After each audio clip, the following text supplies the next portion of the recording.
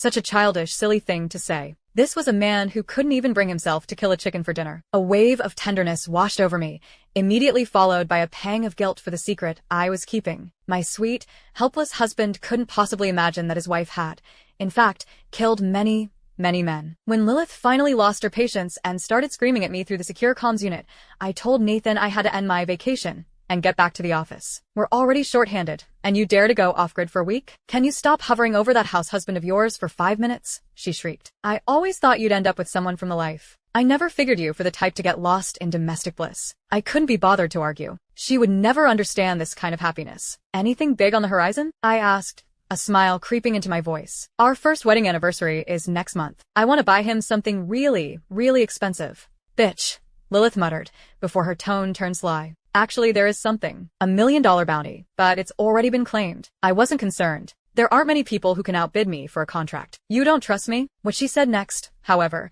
sent a genuine jolt through me. The person who claimed it, she said, her voice dropping, is Orbit. Orbit, a name every killer knew, a legend, an insurmountable force. He wasn't loyal to any organization. His only allegiance was to the perfect execution of a mission. It didn't matter who the target was, or where they were hiding, a president, a warlord, another top-tier assassin.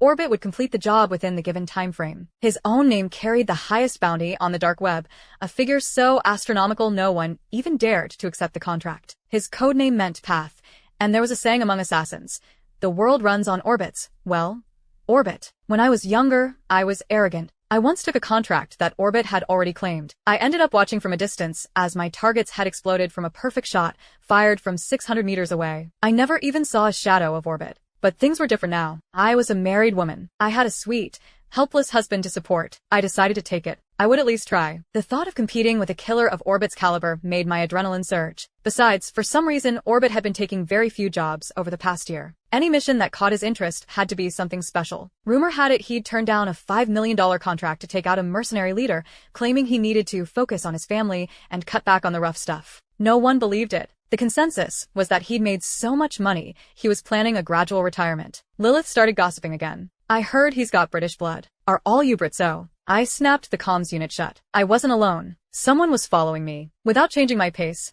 I altered my route, heading slowly toward Elwood Drive. Today's target was a gallery curator named Grant. He ran several art fund projects as a front for smuggling artifacts and laundering money. My client, an Indian-American art collector, had been one of his victims. Grant had convinced him to loan a collection of medieval paintings for a special exhibition. When the paintings were returned, nearly a third of them were forgeries.